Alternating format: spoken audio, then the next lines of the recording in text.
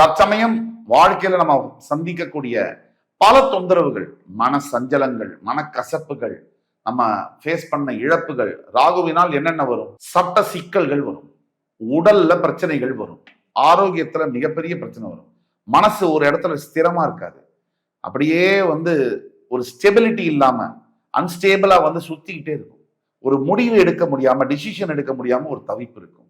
எந்த காரியத்தை எடுத்தாலும் உண்மை ஒண்ணு, ஆனா நம்ம அதை பத்தி யோசிக்க மாட்டோம். அது தவறான ஆஸ்பெக்ட், அதை பத்தி ராகு யோசிக்க வைப்பார்.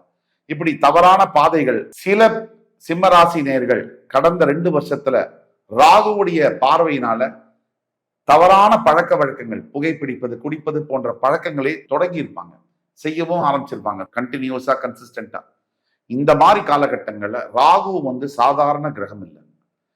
கேதுவும் ராகுவும் 9 கிரகங்கள்ல மிக ஸ்ட்ராங்கான, மிக அக்ரசிவான பிளானட்ஸ். இவங்க மறைந்திருந்து தாக்கக்கூடியவர்கள்.